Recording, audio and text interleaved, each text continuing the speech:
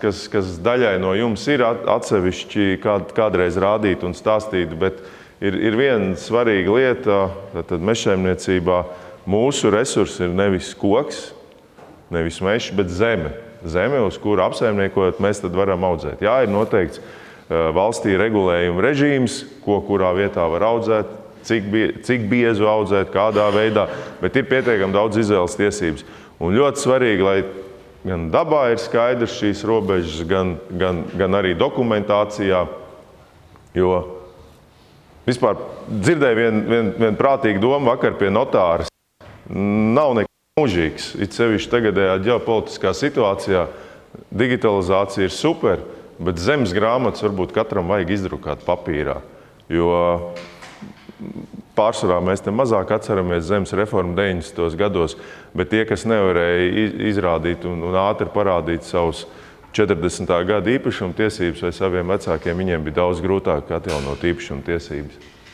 Tāda maza politiski sadzīviska atkāpe, bet diezgan nopietna. Jā, tātad īpašuma tiesībām ir jābūt. Protams, pastāv arī dažādas citas formas, kā saimniekot ar meža zemi uz līguma pamatā vai iesaistoties kooperatīvos, bet tas pamatformāts ir katrs saimnieko savā zemē un lai zemes grāmatā būtu sakārtot šīs lietas. Un saistībā arī šo robežu atpazīstamību, te arī mūsu meža jomas noteikumi saka, ka meža inventarizēt var tikai tad, ja ir skaidrs robežas un ciršanas apliecinājums var saņemt, ja ir meža inventarizācija. Tā kā tas viss ir roku rokā, kārtība savās mājās, kārtība savos papīros, savās robežās, un mēs droši varam sargāt un būt pārliecināti, ka neiestāsies, pieņemsim, krimināla soda riski. Jo, ja tu nocērt koku cita mežā, jau pēc vispārējas pazīmes, tad tas ir krimināla sodām darbība. Viens neliels tāds padoms, šis ļoti tāds šauri joma, ko varbūt daudz nesaskarās, bet tomēr, ja mums ir valstī pār pa 3 miljoniem hektāru mežu, valsts meža gadījumā tie ir 50,000 kilometru ārējās robežas, un tad pārējiem zemi īpašniekiem, kas ir vēl sadrumstalotāk, noteikti es pieņemu ir 150,000 kilometru robežas. Tad mēs redzam bieži vien, ka saimnieciskā darbība velk līdzi arī to stāstu, ka robežas tiek sakārtotas. Un pastāv divi varianti, kā to darīt. Ja? Tad labi, tiem, kam nekad nav bijis mērīts, jāmēra, bet tā robeža atjaunošana, tas ir tad, kad mērnieks iet dabā un katru reizi saskaņo ar visiem pieguļošiem īpašniekiem, vai tā robeža ir pareiza. Tas, protams, ir ļoti dārgi, to nevajag katreiz darīt.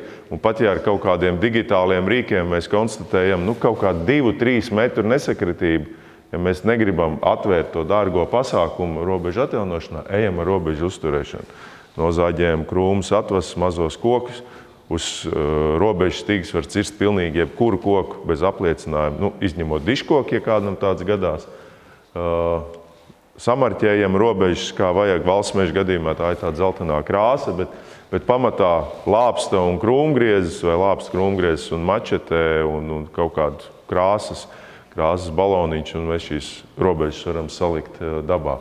Protams, tā pašā laikā daudzas tehnoloģijas, it sevišķi meža mašīnās, ir piemērotas, lai šo ģeolokāciju precīzi noteiktu un arī darbu uzdevumu saņemtu. Bet tad ir jābūt tādai likumiskai bāzei. Šobrīd tāda nav, un vai Tieslietu ministrija uz kaut ko tādu šajā 10 gadē pārliecinās, ka varētu atteikties no fiziski robežu ierīkošanas dabā, es ļoti šaubos. Bieži vien uz zemes ir ēkas, dažne dažādas, un arī tā mūsu Latvijas vēsture ir bijusi tāda kā zebra raiba, gaišas dienas, tumšas dienas, un ir bieži vien jārīkojās ar kaut kādām ēkām. Un tas, kas mums ir Latvijas valsts meža pieredzē izdevies, bet to var darīt pilnīgi jebkurš zemes īpašnieks. Ir kaut kāda ēka, dokumenti nav. Tā ir radusies padomu laikos visdrīzāk, vai pārdzīvojas no vēl iepriekšējiem laikiem, bet bez dokumentiem. Katrs īpašnieks var deklarēt jebkuru būvu kā savu, ja iepriekš savāc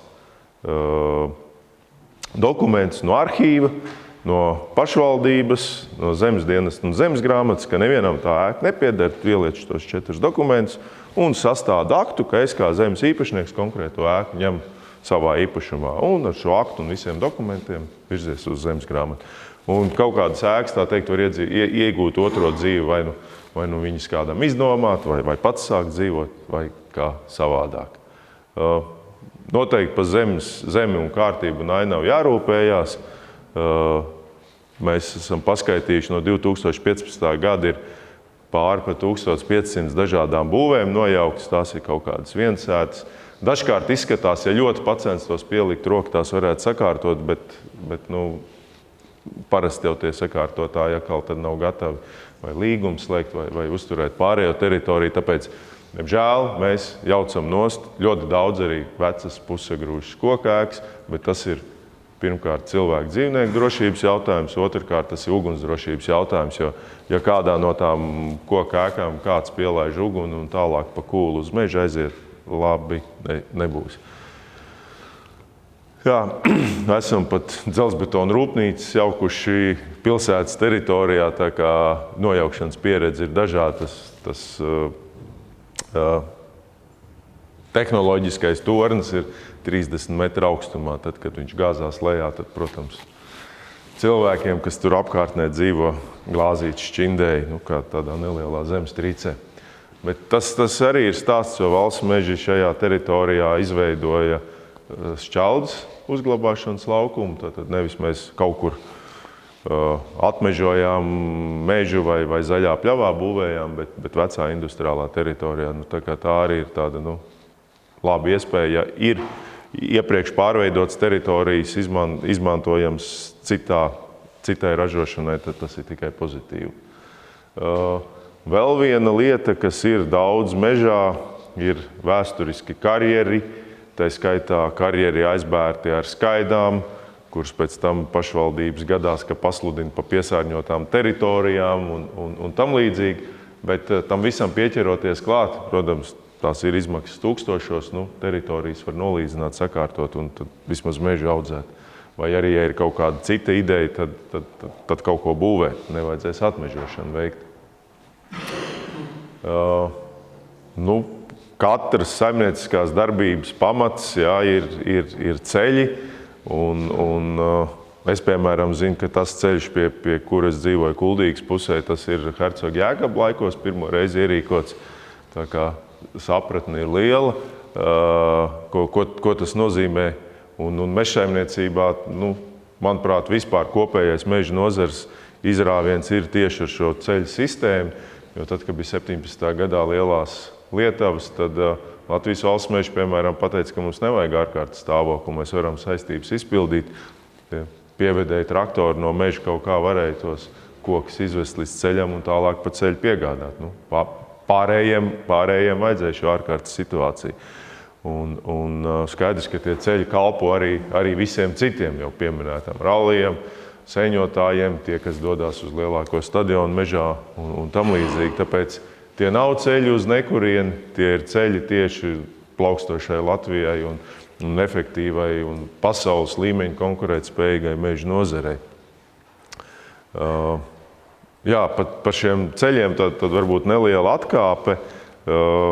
Diezgan populārs, man liekas, pēdējos 10 gados ir kaut kur meklēt vecos bānīšu ceļus un kaut ko atjaunot, varbūt kādai stacijai par godu uzlikt kādu piemiņas stabu vai zīmi.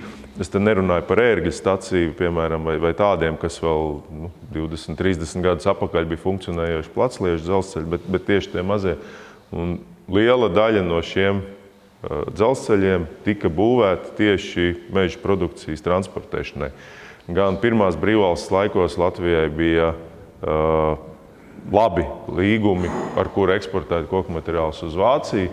Tāpat arī padomju laikos mežsaimniecībā vēl kamēr autotransports nebija tik attīstīts, tika izmantot dzelzceļi. Tā kā bieži vien šie meža ceļi ir kaut kur līdzīgi tiem bānīšu ceļiem, kur uzbērumi vēl daudziet ir saglabājušies. Un daži pat piedzīvo otro dzīvi, uz tiem uzbūvē jaunu tiltu pār kādu upi un tam līdzīgi. Tā kā ceļi ir absolūti nepieciešama lieta jebkurai saimnieciskai darbībai.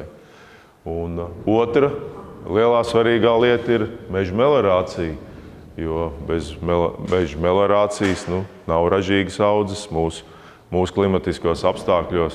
Nav jāatgādina, sevišķi šai pilsētā esot, ka nokrišņu daudzums pārsniedz to, kā tie iztvaiko no zemes, un ūdens ir jāvada prom. Protams, arī meliorācijas sistēma izveidē ir jāiekļauj labākie, tā teikt, ūdens aizsardzības principi, jāveido meandri, jāveido sedimentācijas dīķi un tās lietas, bet bez meliorācijas ļoti daudz mūsu zemes gan lauksaimniecībā, gan mežsaimniecībā ir neproduktīvs. Teiksim, tādējādi skatoties uz tām divām tēmām, gan ceļu būvniecību, gan meža meliorācijas sistēmu būvniecību, uzturēšanu, tās ir veselas atsevišķi pastāvošas saistītās nozares, kas ņemot vērā Latvijas puses teritorijas mežainumu, kur var balstīt savu saimniecisko darbību. Jā, tās atbalsta mežsaimniecību, bet ir pietiekami nozīmīgs. Nedaudz atkal atgriežoties pie tās formālās puses, Latvijas gadījumā ir tā, ka ceļu status ir pacelts pārāk augstu. Viņš faktiski pielīdzināts pēc regulējuma ēkai, jebkurai ēkai. Tas, manuprāt, ir pārspīlēti. Igaunijā tā nav, piemēram. Līdz ar to mums ir pārāk daudz jāvelta resursu īpašumu tiesību pierādīšanai, nostiprināšanai, jo tas līmenis ir tieši tāds pats kā ēkām. Patiesībā jau pietiktu ar konkrētas līnijas fiksēšanu un īpašumu tiesību atzīmēšanu. Tad tas ir zemes īpašnieku vai servitūtu ceļš un tam līdzīgi. Mums ir jāveic vissīkākie uzmērījumi, un tie, kas ikdienā saskarās, tad kaut kur tā zeme iet šeit, bet vajag nobrauktuvi, tad atkal vajag 20 metrus kaut kādu citu zemes lietojumu veidot.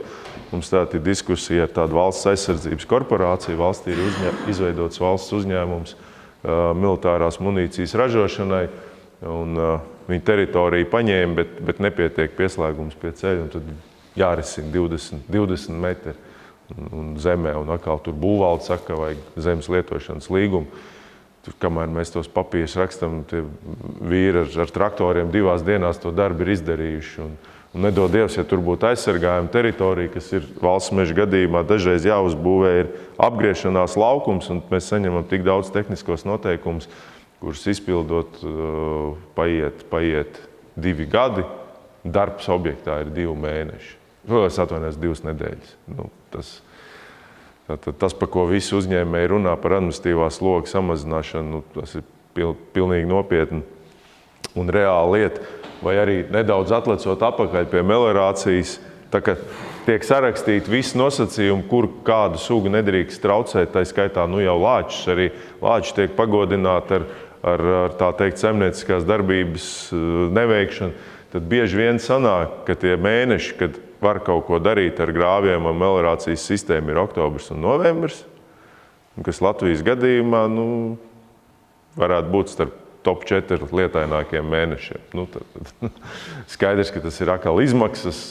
Izmaksas nozīmē izmešas un tā tālāk.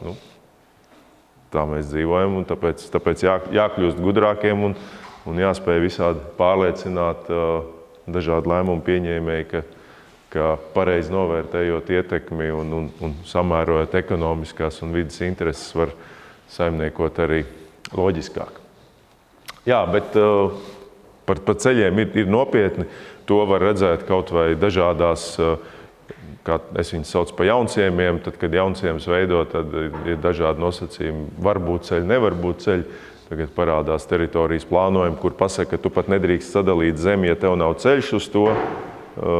Tā kā aicina paturēt prātā, var nebūt vienkārši situācijas.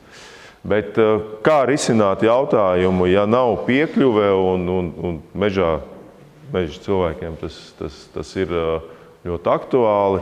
Viens ir kaut kāds ikreizēji saskaņojumi, bet pamatlieta ir servitūts. Izdomāts jau senā Romā pirms vairāk kā 2000 gadiem. Tāds tiesisks risinājums saucās tāpatās, strādā tāpatās. Un Latvijas valsts mežiem kopumā ir 50,000 hektāri. Tas ir pusotra Rīgas teritorija, kuriem nav legāls piekļuvs. Fiziski varbūt ir, bet nav legāls. Tāpēc mēs katru gadu simtos slēdzam servitūtu līgumus, lai šo piekļuvu nodibinātu. Otrs variants ir arī vai visu to zemi nopirkt, vai zemes strēli nopirkt, kur šo ceļu izbūvēt.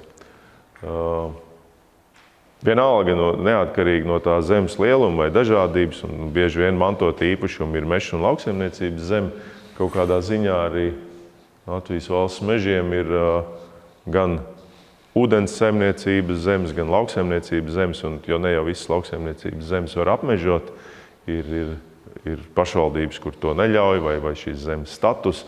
Tā skaitā arī melorētās ar slēgto drenu sistēmu zemes, kuras pamatā nedrīkst apmežot, tad šeit slēdzam zemes nomas līgumus. Privātā gadījumā var arī runāt par pārdošanu, bet redzot, kā lauksaimniecības zemē aug cena, šobrīd tāda īsti ieteikt pārdot lauksaimniecības zemi nebūtu īsti pareizi. Drīzāk pareizi noteikt un šo nomas maksu arī attiecīgi pielīgt. Jā, var briežu dārzus veidot, var ilgadīgos stādījumus veidot, kūdrainas zemes un tam līdzīgi. Nedaudz atkal no tāda komerciālāka atgriežoties nekomerciālākā pieejā, jau pašā sākumā minēja, ka ir šie mežam šie kultūras, pakalpojumi, tad atpūta dabā, pārgājieni, kaut kāda, teiksim, arī sacensības, rogainīga orientēšanās, ir autobraukšana. Nav tikai, piemēram, autobraucēji, kas brauc uz laiku, ir kas brauc vienkārši, lai izskatītu noteikts maršruts. Mēs valsts mežos esam uztaisījuši tādas salīdzinoši vienkāršas infografikas, kur tiek pateikts, kas ir atļauts jebkuram, par kādām darbībām ir jāinformē, par kādām ir jāskaņo, tad kādas darbības ir aizliegtas. Un, tā teikt, cilvēkus ievalkot mežā, viņiem arī var sākt stāstīt par mežu un tiem procesiem, un viņi var arī redzēt. Viņi varbūt arī sapratīs kaut kādas lietas vairāk, bet tāda viena praktiska lieta, kas ir, tas attiecās uz jebkuru zemes īpašnieku, ir publiski pasākumi. Likums pasaka, ka tie ir jāskaņo ar zemes īpašnieku, un ir tādas sacensības notikumi, kas aptver ļoti lielas teritorijas. Rallija, orientēšanās, ir sevišķi tie, kas ir diennakts sacensības, kur daudz 10 kilometrus šķērso, dažādas izaicinājumu sacensības. Jā, es nesaku, ka tās ir jākomercializē, par tām zemes īpašniekam jāprasa atlīdzība, bet tā ir iespēja arī sev pareklamēt, un ja tu piedalies kaut kādā reģiona rallijā vai kādās velo sacensībās, pateikt, jā, mans tur sijā vai konkrētais īpašums arī dod šādu labumu sabiedrībai vai attiecīgām aktīvistu grupām. Tā notikumi ir daudz, bet tā teikt, mēs arī viņus uzskaitām visvairāk šobrīd, protams, ir zaļās taktikas mācības mūsu bruņotiem spēkiem zemesardzei. Poligoni ir vajadzīgi, lai trenētos kaujas šaušanā un vēl dažos inženiertehniskos darbos, bet karš, es ceru, ka nebūs, bet kari nenotiek poligonos, līdz ar to mūsu bruņotiem spēkiem ir visu laiku jātrenējās dažādās vidēs, tāpēc dažreiz gadās ir medības, orientēšanās sacensības un zemesardzes mācības pieteikts vienā vietā, vienā nedēļas nogalē. Protams, mednieki medī brīvdienās, zemesargi mācās brīvdienās un sacensības arī rīko visbiežāk brīvdienās. Bet mēs stāstam militārajiem, ka atšķirībā no jums medniekiem ir nāvējoši ieroči, un tāpēc nevajag ignorēt šo pastāvēšanu. Tāpēc vienam pa otru jābūt informētiem. Mēs arī vācam šo informāciju un regulējam. Protams, gadās teritorijas ir sevišķi ap Rīgu, kuras ļoti bieži tiek traucētas no pasākumiem. Mums šogad, piemēram, Rietumvidzemes pusē orientieristiem visu laiku nepaveicās.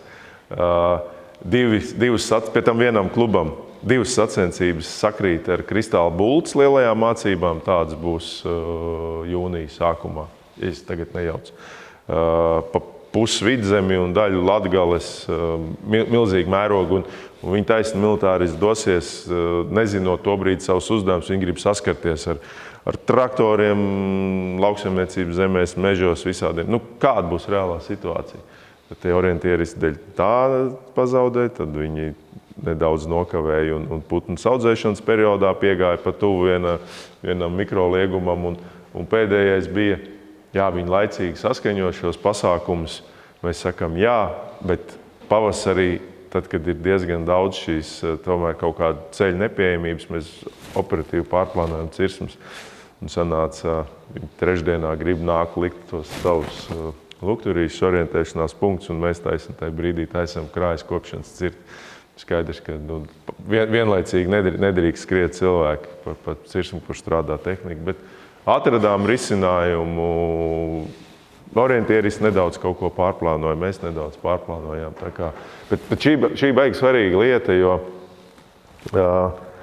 mēs redzam ļoti daudzas nozares klūp uz to, ka uzskata, ka tikai tas ekonomiskais pienesums un darbvietas, tas ir tas, ar ko viņiem visi vārti būs atvērti. Un arī tāpat mūsu meža nozara arī uz to ir daudz klupus.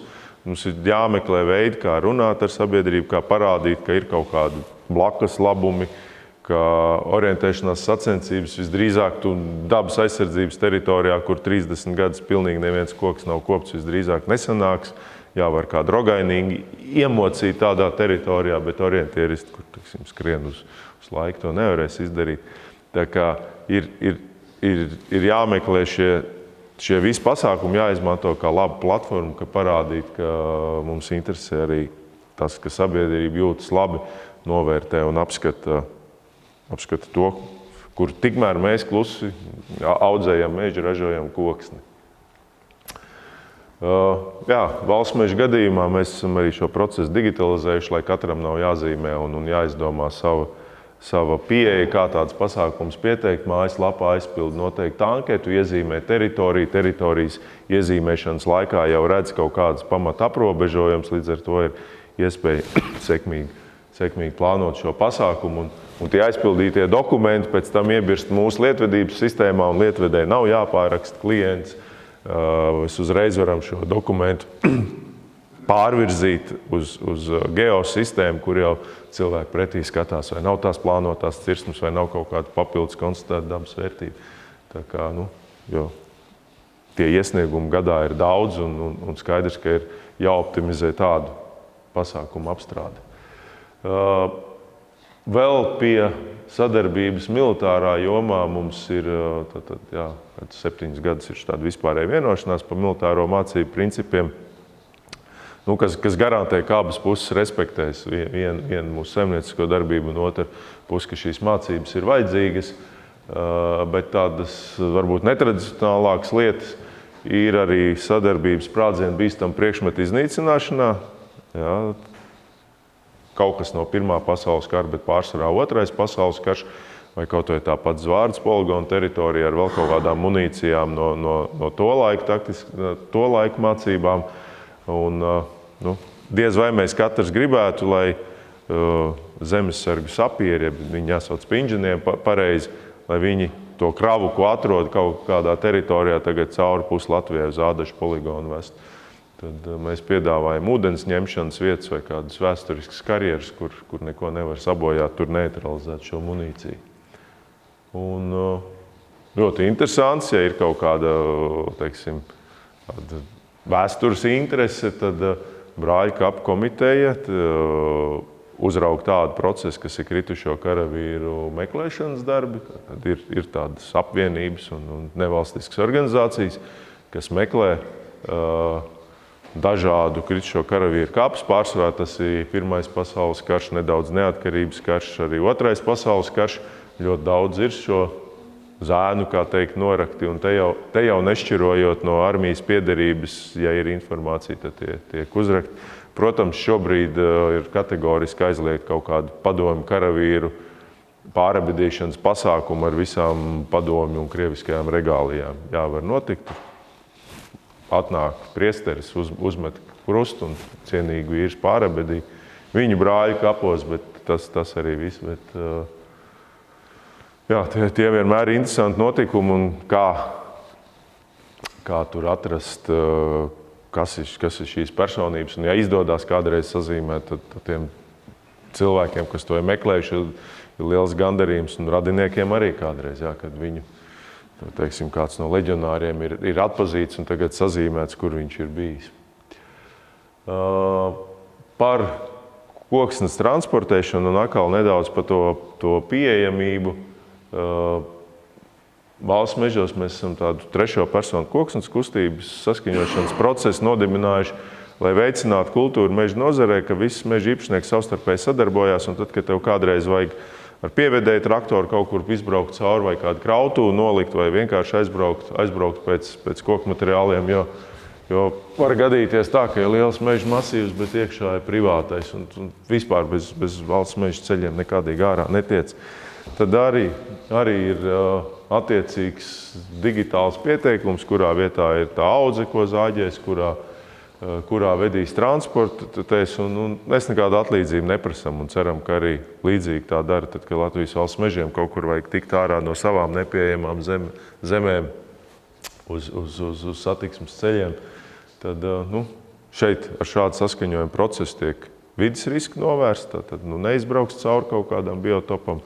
Kravas nesajauksies, jo var gadīties, ka vienlaicīgi tajā areālā strādā gan valsts meža, gan privāto meža īpašnieks. Tā ir tāda arī risku vadība. Mums gadā tie pieteikumi ir pār pa 2000. Tie zinām, ir jau arī kaut kādi, kas ir nezināmi, kas nepiesaka, bet tā kā aicinu arī jums par to aizdomāties. Protams, tas nozīmē, ka, ja tu kaut ko sabojājis, tad tev jāatjauno iepriekšējā stāvoklī, risks mežā jānolīdzina un tam līdzīgi. Pārliekšu uz tādu pilnīgi, man pat tas slaids vēl nav apstrādāts ar kādām bildēm, jo tas tad ļoti tādā pirmatnējā stadijā tad ir oglekļa kredīti. Jā, šobrīd Latvijā ir arī aktīvisti, kas to dara un piekopja, tad mēģina apmežot teritorijas vai kaut kādā veidā regulēt meža apsaimniekošanu, kaut kur mitrāja atjaunošanu un izejot. Šobrīd tā sistēma nav noregulēta pat Eiropas līmenī, kā publisks regulējums, tā ir brīvprātīga, kā eksistē dažādas certifikācijas sistēmas. Un arī pat mēs uzņēmumā ar mūsu resursiem vēl tikai laužamies un pētam un cenšamies saprast, kāds ir šis tirgus, bet skaidrs ir tas, ka ir uzņēmēji, kas pārliecina zemes īpašniekus par to, ka tev ir iespēja iziet attiecīgi certifikācijas procesus, uzņemties noteiktas saistības, un tu sāc saņemt atlīdzību par to, ka tavi koki aug, nevis nododot koku materiālus pārstrādē enerģētikā vai, kaut vai pašpatēriņā, bet par augšanu. Es varu piekrist, jā, un to jau arī visvairāk laikam tieši Silā un zemkopības ministri izjūt, lai runātu par ZIZIM scenārijiem un tam līdzīgi tiem pasākumiem, kā uzlabot mūsu klimata bilanci. Un jā, tie aprēķini tiek kritizēti vai tiek meklēts ceļš, kā viņus tomēr pielāgot reāli Latvijas situācijai. Es piekrītu, bet vienkārši mēs runājam par meža daudzfunkcionalitāti. Šāds produkts jau šobrīd tirgū pastāv. Drīzumā varētu būt arī Eiropas un Latvijas līmeņa regulējums. Mums jāseko līdzi, var patikt vai nepatikt. Skaidrs, ka lielie pasaules piesārņotāji, viņiem arī ar kaut ko ir jāatpērkās pret sabiedrību. Un skaidrs, ka viņi veidos, tā teikt, plūsmu šim visam. Mums galvenais nepazaudēt savus nozars kopumā, bet ja to var uz kaut kādām brīvprātīgām dabas aizsardzības teritorijām saslēgt vienlaicīgi kopā, es domāju, ka ļoti labi. Varbūt arī tad valstī nav jāmeklē nauda kompensācijām.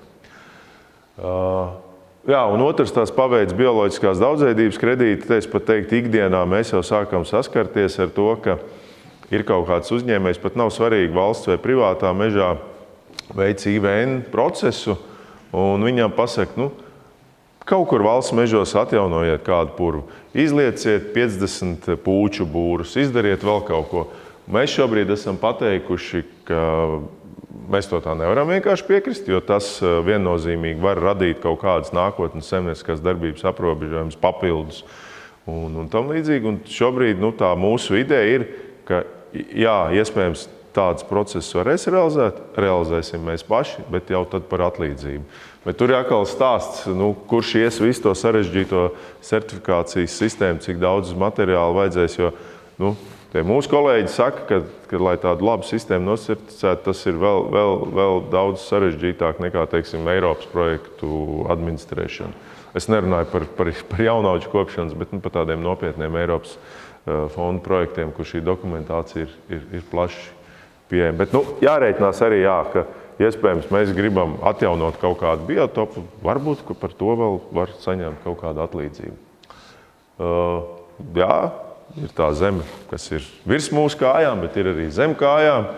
Smilts, grants, kūdra, Uldis stāstīs daudz un skaisti, kaļķekmenis, dolomīts, ir arī dziļās zemes dzīles, kur varbūt tās ieurpas kurzemē kādreiz kilometru pusotra dziļumā, un mēs atradīsim retos dārgos metālus, bet tie ir pavisam cita līmeņa attīstības projekti. Bet, jā, tas, kas tur 50 metru dziļumā ir rokāms, skaldāms, ceļams ārā, to arī nevajag ignorēt. Un var jau ne tikai izrakt, bet var arī ražot jau gatavus būvmateriālus, kā tas šķembu maisījums vai uzreiz tad pielikt klāt nelielu betonu rūpnīcu, un arī tas viss var būt no meža zemes. Pavisam jauns stāsts valsts meža zemē, ja tātad zeme kā atlīdzības kompensācijas veids. Šobrīd ir pateikts jau, ka pēc meža likuma satiksmes aizsardzības infrastruktūrai ir tātad tiem, kam privātiem īpašniekiem, kam tiek zeme atsavināta militāro vai satiksmes infrastruktūru objektu gadījumā, viņiem ir tiesības pieprasīt valsts meža zemi kā kompensāciju. Pieprasījumi ir bijuši, rezultējies kompensācijas veids vēl ne.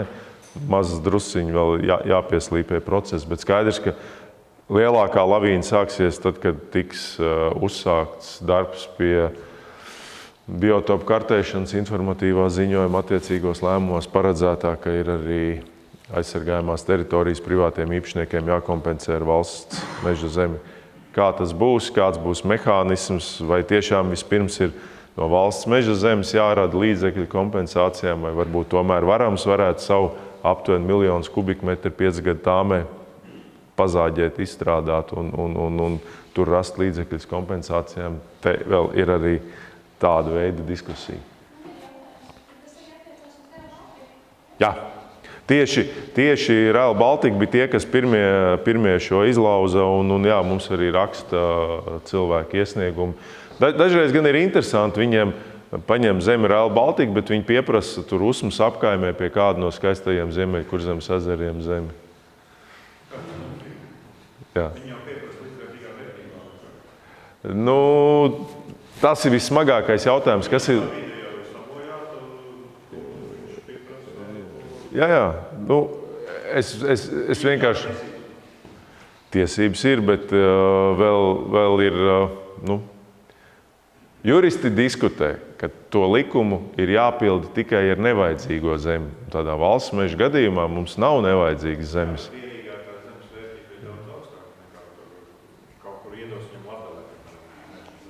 Jā, bet nav jāliek hektārs pret hektāru. Var jau būt Rīgas hektārs pret 15 hektāriem Kurzemes vidienē. Jā. Nē, es stāstu kādu piemēru. Prasīt? Jā. Nē, nav nekāda iebilduma. Bet vienkārši fakts kā tāds, un tur vēl būs daudz darba un daudz lietu. Tā galvenā problēma, kur ir? Mēs esam uztaisījuši sarakstu. To sarakstu varētu ņemt un preparēt, bet tur ir jāzina tā īpašuma vērtība, kas tiks aizstāts. Mēs atkal savukārt neesam tirgus vērtētāji. Līdz tam mēs vēstulēs rakstam, lūdzu, salīdziniet tirgus vērtētājs. Mums nav jāpasūta tirgus vērtētāji priekš satiksmes ministrijas vai aizsardzības ministrijas procesa. Var arī? Nē, ja naudā, tad šitas neatiecās. Jā. Ir jāiestrādājās, vēl diskusijas.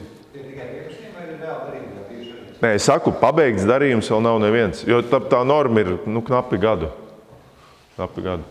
Rīgas meži arī nāks ar pieprasījumu, jo viņi ir privāta persona. Tas nekas, ka pašvaldības uzņēmums, bet viņi skaitās privāta persona, viņi arī varēs. Viņam diezgan daudz tur, ja vēl Rīgas apvedceļu pārbūvēs, tad... Nē, viņi jau prasa. Jā. Viņi atbilst tam... Nav. Pašvaldības sijā un zeme pieder sijā. Viņi uzreiz skaitās privāta persona. Jā, viņi ir publiski aptās.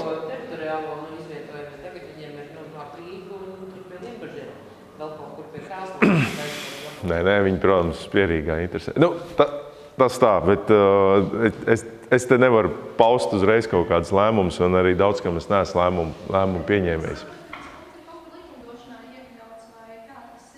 Par aizsardzību un satiksmes infrastruktūras vajadzībām atsevinātās zemes kompensācijas veidu, kā meža zeme, ir meža likumā.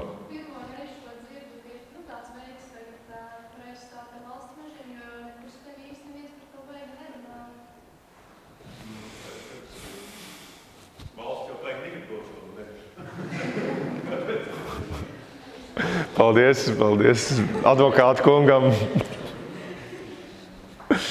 Tā. Jā, forši izdevās. Zināšu nākamreiz, kur vairāk sagatavot slaidus un piemērus.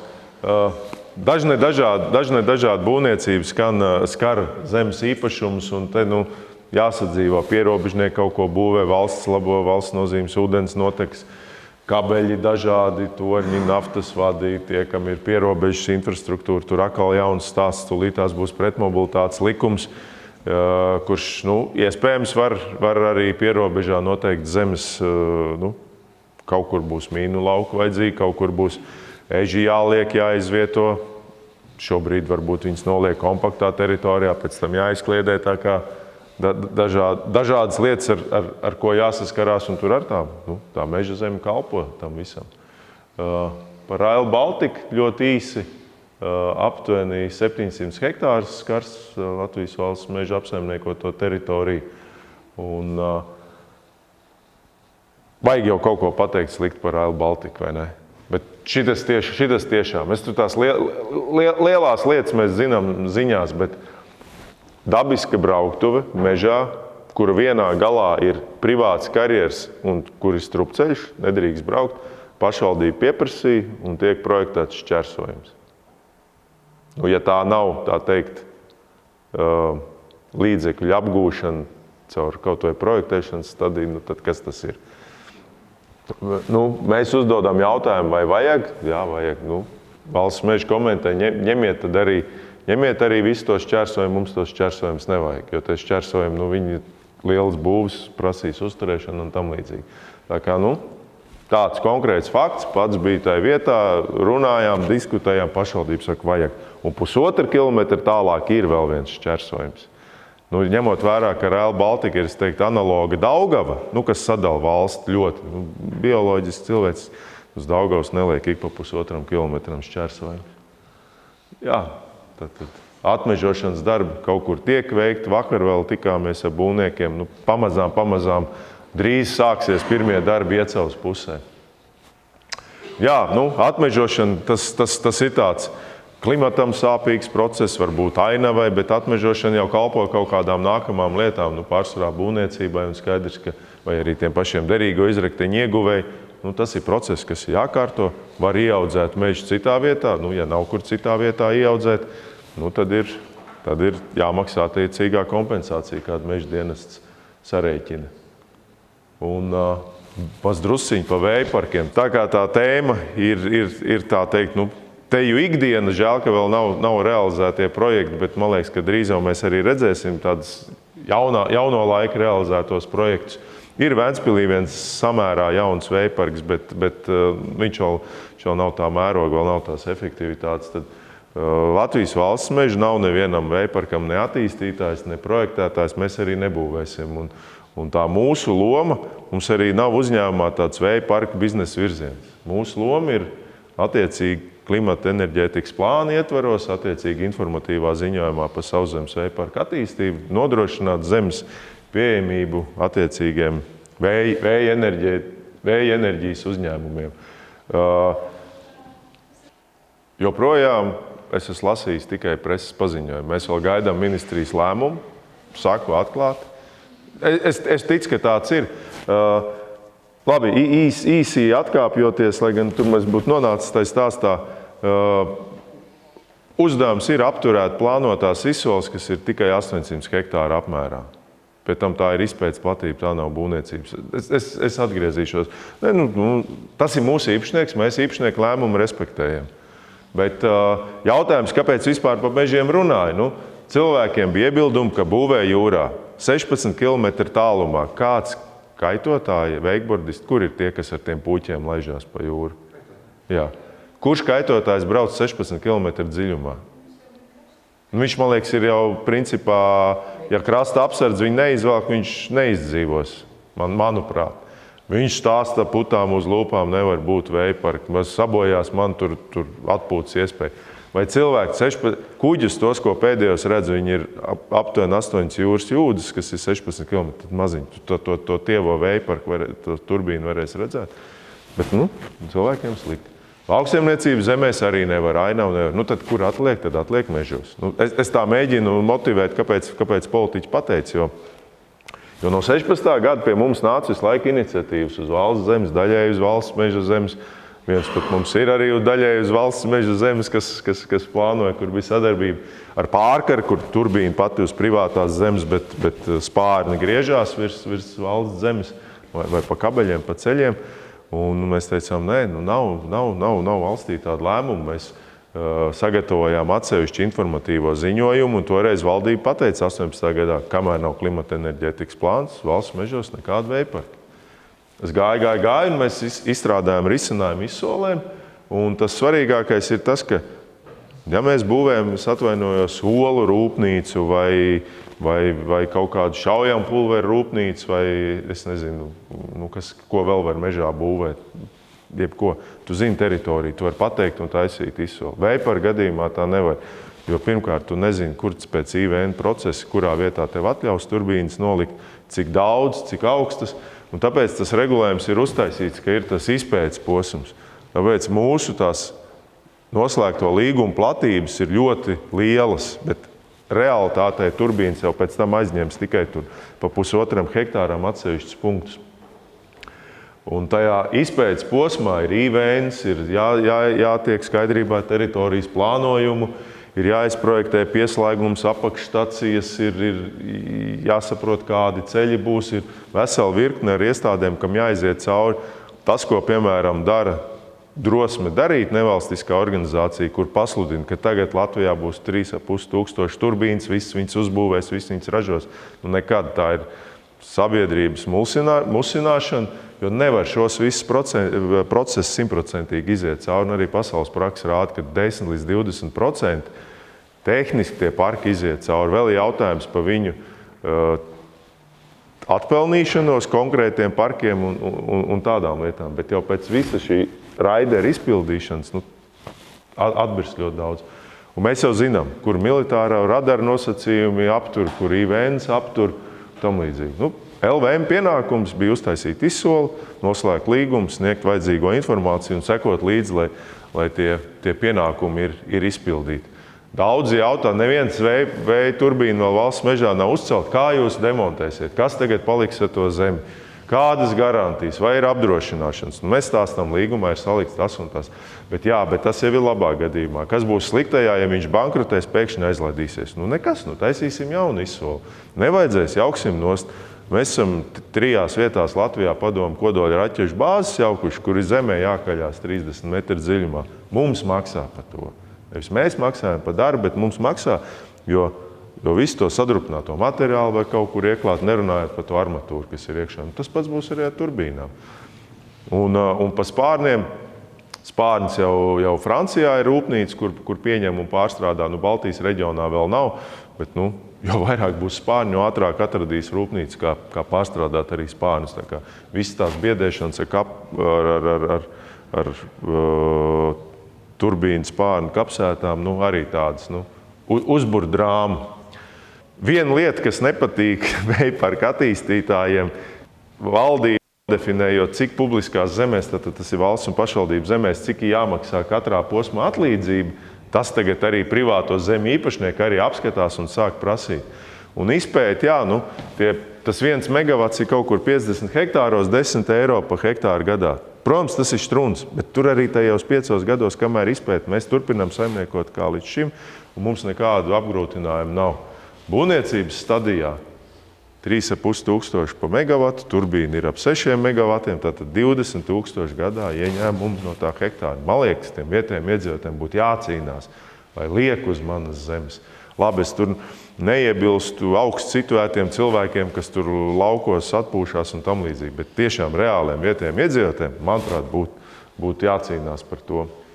Eksploatācijas posmā jāmaksā 4% no apgrozījuma, bet ne mazāk kā būvniecības stadijā. Tad ne mazāk kā 3,5 tūkstoši eiro pa megavatu. Plus ir valdība noteikusi, ka 2500 eiro gadā pa katru megavatu ir jādod pašvaldībai, kur pusi paliek pašvaldības kasē konkrētiem tēriņiem, otra puse aiziet 2 km rādījusā mājsaimniecībām, jo skaidrs, ka to summu, pa ko es minēju, kas ir tais boldos, to jau saņem tikai tas zemes īpašnieks, uz kuris turbīna. Tie bišķi tuvāk tālākie nav. Valstsmeža gadījumā 3/4 teritorija vispār nevar būt vējparka. Kā mēs to panācām, mēs izgriezām visus savus datus, salikām 800 metru buferzonas ap visām apdzīvotām vietām mājām, aizsargājumās teritorijas, esošas poligons, nākotnes militārs poligons, un mums palika izpētē, tātad izejot cauri visiem šiem kritērijiem, dažādas platības un kultūras pieminekļus un rekreācijas objektus. Sākotnēji pirms pirmā līguma slēgšanas ap 470 000 hektāriem, tagad ir vēl 355. Šitas ir tas, uz ko teorētiski varēja pieteikties izsolēs un ko tagad ministrijas lēmums pasaka, mēs šito karti slēgsim ārā, nevar pieteikties. Esošie līgumi paliek spēkā, bet jauni nebūs. Tas ir tas lēmums. Tātad teorētiski, bet tā interese arī bija lejup krītoša. Pirmā izsolē 60 000 hektāru uz izsoli, otrajā 10, plus vēl Latvijas vējparka ar valdības lēmumu, tad šī gada izsolē bija 800 hektāri. Noslēgtie līgumi šobrīd ir pa 109 000 hektāru, jeb 6,7% LVM zemes, jeb 1,7% Latvijas valsts teritorija. Bet tā ir izpētes, jo tad, kad izpēte beidzās visās šajās raibās kartēs, tad mēs rēķinām, ka vidēji uz 300 hektāriem būs viens šāds atvērums, kas ir turbīnas būvniecībai. Es neticu, ka vairāk, pat ja būs kaut kas labi un nepiepildīsies lielākā daļa no bažām, ko tu saki, ka vairāk pa 500 turbīnām būs valsts mežos. Tad tie būs 700 hektāri, Rail Baltica 700 hektāri aiziet. Kurzemes loks 184 hektāri, tāda augstsprieguma līnija caur valsts mežu. Vai tas kaitējums tik briesmīgs, jo pārējā teritorijā turpinās mežsaimniecība. Protams, ir ainavas ietekme, ir vēl kaut kāda ietekme, bet tāpēc ir ietekmes uz vidi novērtējums.